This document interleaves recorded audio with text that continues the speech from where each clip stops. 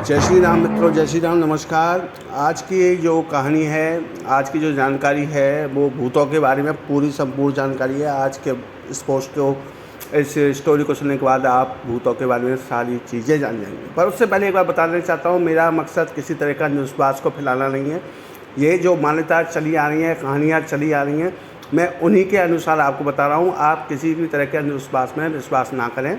ये केवल जानकारी के लिए आपको बताया जा रहा है, तो अपनी विवेक का इस्तेमाल करें। तो चलिए कहानी चालू करते हैं। तो भूत होता क्या है? भूत या प्रेत के बारे में बहुत से लोगों की बहुत सी किस्से सुने हैं आपने।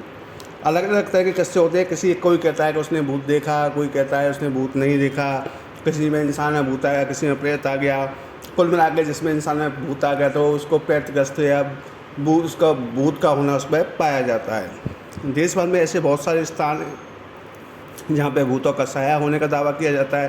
किसी जंगल में, पेड़ पे, घर पे, नदी, तालाब, कुआं, बावड़ी या किसी सुनसान घर में जो बहुत दिनों से खाली पड़े, वहाँ पे आपको भूत प्रेतों का साया की कहानियाँ या किस्से सुनने या देखने को मिल जाते हैं।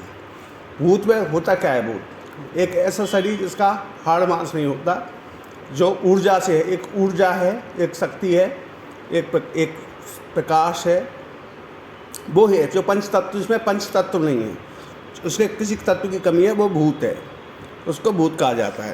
तो आइए आगे और चलते हैं, भूतों के बारे में बात करते हैं। आत्मा के 3 स्वरूप माने गए हैं। जो हमारी आत्मा है उसके 3 स्वरूप माने गए हैं। पहली है जीवात्मा, दूसरी प्रेतात्मा और तीसरी सूक्ष्म आत्मा। तो जो भौतिक शरीर में वास करती है उसको जीवात्मा कहते हैं। जब जीवात्मा का वासना और कामना में शरीर से निवास होता है तब उसे प्रेतात्मा कहते हैं। यह आत्मा जब सूक्ष्मतम शरीर में प्रवेश करता है तो उसे सूक्ष्मतम आत्मा कहा जाता है। अच्छा, अब भूत कौन बनता है? ये सबसे बड़ी बात है। लोग मरते तो बहुत हैं, पर भूत बने कौन? कौन भूत बनता है? तो मरने के बाद कौन भूत बनेगा? भूत वो बनेगा जो व्यक्ति भूखा मरा हो, प्यासा मरा हो, सम्मुख सुख के बिना मरा हो, राग, क्रोध, देश, लोभ, वासना आदि इच्छाएं और भावना लेकर इस संसार को छोड़ के गया हो। यानी अतृप्ति, मन में अशांति, अतृप्ति, किसी चीज़ को पाने की प्रबल इच्छा हो मन में और वो संसार को छोड़ के चला गया हो, किसी दुर्घटनावश या किसी भी घटना के कारण, या कुछ भी उसके साथ ऐसे घटित हुआ जिसमें उसके प्राण उसने त्याग दी हों, तो वो भूत बन जाता है, उसकी आत्मा भटकती है। तो ऐसे व्यक्तियों की आत्मा को तर्पण करने के लिए श्राद्ध और तर्पण किया जाता है। जो लोग अपने स्वजनों और पितरों का श्राद्ध और तर्पण नहीं करते, उन्हीं अतृप्त आत्माओं को द्वारा लोगों को परेशान किया जाता है और उन्हीं को भूत या प्रेत कहा जाता है। वैसे वैज्ञानिक और आध्यात्मिक रूप से आत्मा को मूलतः 3 शरीर होते हैं। पहला स्थूल शरीर, दूसरा सूक्ष्म शरीर और तीसरा कारण शरीर। स्थूल शरीर की प्राकृतिक उम्र 120 वर्ष है, जबकि सूक्ष्म शरीर की उम्र करोड़ों वर्ष है और आत्मा का कारण शरीर अजर और अमर रहता है। इसी अवस्था में आत्मा बीज रूप में विद्यमान रहती है। तो ये बात हो गई आत्मा, शरीर और किस तरीके के शरीर होते हैं। तो जिस तरह से स्थूल शरीर को योग आयुर्वेद के माध्यम से 150 वर्ष से अधिक समय तक जिंदा रखा जा सकता है, उसी तरह से सूक्ष्म शरीर को जितना मजबूत और स्वस्थ रहेगा उतना शक्ति और सिद्धि से संपन्न बन जाता है और उसको उतने समय तक, लंबे काल तक उसको वो विद्यमान रहती है। तो ये हो गए शरीर। यानी शॉर्ट में बताता हूँ, अगर कोई धर्म कर्म ज्ञानी और बहुत ज्ञानवान पुरुष मरता है तो अगर वो ब्राह्मण भी है तो आगे चल के ब्रह्म राक्षस भी बन सकता है। ये सब कर्मों के हिसाब से है। तो भूत किस किन को लगता है ये भी जान लेते हैं। बुरे कर्म करने वालों को भूत लगता है। जो धर्म नियम के अनुसार जो लोग तिथि, एकादशी, प्रदोष, अमावस्या, पूर्णिमा की पवित्रता को नहीं मानते, जो ईश्वर, देवता, गुरु इन सब का अपमान करते हैं, शराब और मांस का अति उपयोग करते हैं या उपयोग करते हैं, पर स्त्री गमन करते हैं, इनको भूत प्रेतों की बाधा जल्दी लगती है। कमज़ोर लोगों को लगता है भूत। तीसरे लोग जो होते हैं जो रात्रि में कर्म और अनुष्ठान करते हैं या आपने यूट्यूब से वीडियो देखा कि करो भैया कर्ण पिशाचनी की सिद्धि करो, करो भैया ब्रह्म राक्षस की सिद्धि करो, यक्षिणी सिद्ध हो जाएगी, ये तंत्र मंत्र करो, ये सामान ले आओ, और आप भैया लेके चालू हो गए चालू, बस सिद्धि का, बस अब तो यक्षिणी आएगी, कर्ण पिशाचनी कान में बोलेगी और बस अब सबका बताएगी।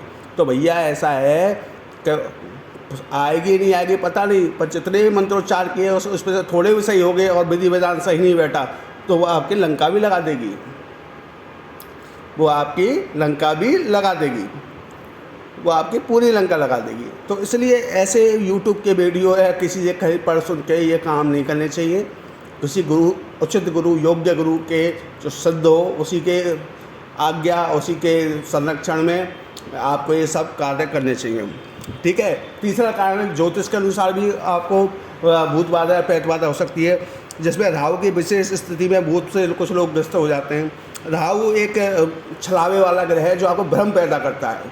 तो अगर इसमें आपका राहु की छाया है, आपके राहु की दशा चल रही है, केतु की दशा चल रही है, तब भी आपको ये पैरानॉर्मल एक्टिविटीज़ का आपको एहसास, आपको फीलिंग आने लगती है, आपको चीज़ें लगती है।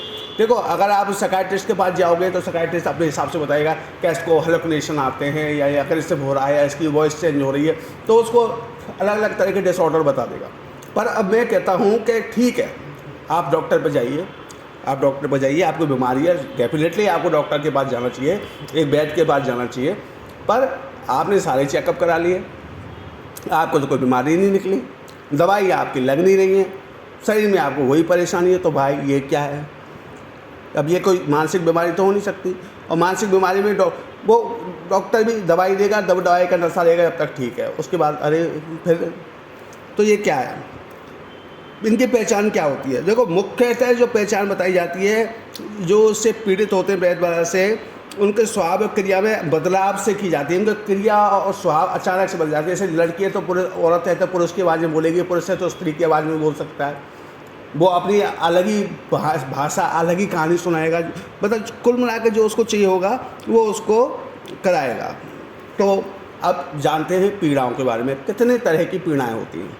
पहली पीड़ा होती है भूत पीड़ा, दूसरी होती है पिशाच पीड़ा, तीसरी होती है प्रेत पीड़ा, चौथी होती है शाकिनी पीड़ा, पाँचवीं होती है चुड़ैल पीड़ा, छठी होती है यक्ष पीड़ा, सातवीं होती है ब्रह्म राक्षस पीड़ा। तो ये है पीड़ा। तो थोड़ा सा बता देता हूँ। भूत पीड़ा, यदि किसी व्यक्ति को भूत लग गया है तो वह पागल की तरह बात करने लगता है, मूड होने पर वह बुद्धिमान पुरुष जैसा व्यवहार करता है, गुस्सा आने पर वह कई व्यक्तियों के साथ एक साथ पछाड़ सकता है। पिशाच से प्रभावित व्यक्ति सदा खराब कर्म करता है, जैसे नग्न हो जाना, नाली का पानी पीना, दूषित भोजन करना, कटु वचन कहना, और वह सभी गंदा रहता है और उसके जेब में से हमेशा बदबू आती रहती है। उसको एकांत भी पसंद होता है। और प्रेत पीड़ा के बारे में जानते हैं। प्रेत से पीड़ित व्यक्ति चिल्लाता और इधर उधर भागता रहता है, उसकी आत्मा को चैन नहीं पड़ता, वो भगता ही रहता है। वह किसी का कहना नहीं सुनता है, वह हर समय बुरा बोलता रहता है, खाता पीता नहीं है, और उसकी सांसें जोर जोर से तेज हो जाती हैं, वो जोर जोर से सांसें लेता है। शाकिनी पीड़ा, शाकिनी ज़्यादातर महिला से ही पीड़ित रहती हैं। तो ये महिला को पूरे बदन को दर्द बना रहता है, उसकी आंखों में दर्द बना रहता है, और अक्सर बेहोश भी हो जाया करती हैं। काँपते रहना, रोना चिल्लाना, ऐसी कुछ आदतें उनमें देखी जाती हैं। चुड़ैल पीड़ा, चुड़ैल किसी ज़्यादातर महिला को ही लगती है। ऐसी हमारी महिला यदि शाकाहारी है तो वो मांस खाने लग जाएगी, वह कम बोलेगी लेकिन मुस्कुराती रहेगी। ठीक है। यक्ष पीड़ा, यक्ष से पीड़ित व्यक्ति को लाल रंग में रुचि लेने लगता है, उसको लाल रंग पसंद आने लगता है, लाल चूड़ी, लाल कपड़े, हर चीज़ लाल। वो हो सकता है तो लाल चीज़ को खुद पहनना भी चालू कर दे, और उसकी आँख भी लाल हो जाती हैं, और उसकी आंखों में तांबे जैसी और गोल दिखने लगती हैं। अब ब्रह्म राक्षस पीड़ा की बात करें।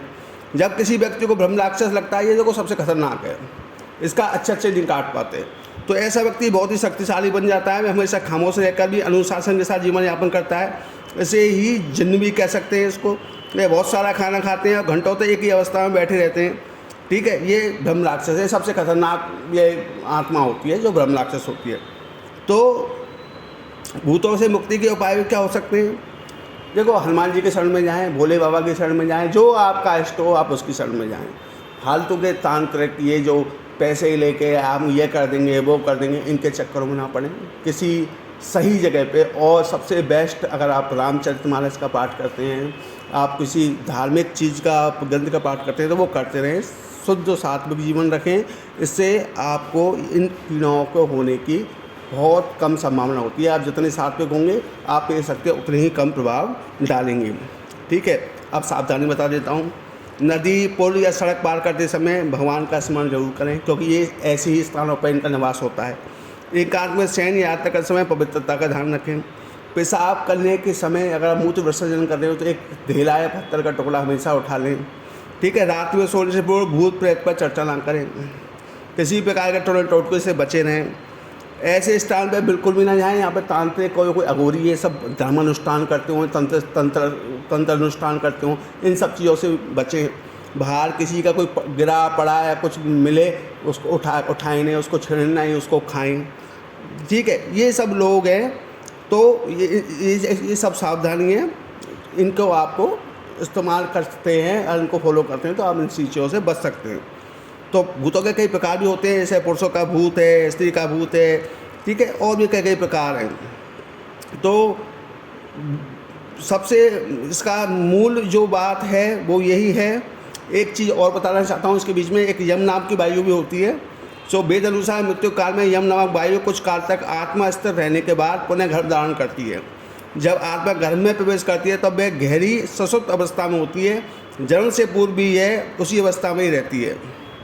तो जो आत्मा ज़्यादा स्मृतिवान या धनी है, उसे अपने मरने का ज्ञान होता है और वही भूत बनती है। तो ये भूत प्रेतों के बारे में कुछ बातें थीं। तो आशा करता हूँ कि आपको पोस्ट पसंद आई होगी। ठीक है, 84 लाख योनियों में भटकता ही है आत्मा, जब जाकर मनुष्य की योनि मिलती है। ठीक है, भूतों की भावना भी क्या होती है, भूतों को खाने की इच्छा अधिक रहती है, इन्हें प्यास भी अधिक लगती है, इनको तृप्ति नहीं मिलती है, बहुत दुखी और चिड़चिड़े होते हैं, क्योंकि इनको ये जिनको मृत्यु प्राप्ति होती है वो आकस्मिक होती है, दुर्घटना होती है, तो ये हमेशा अतृप्त रहते हैं।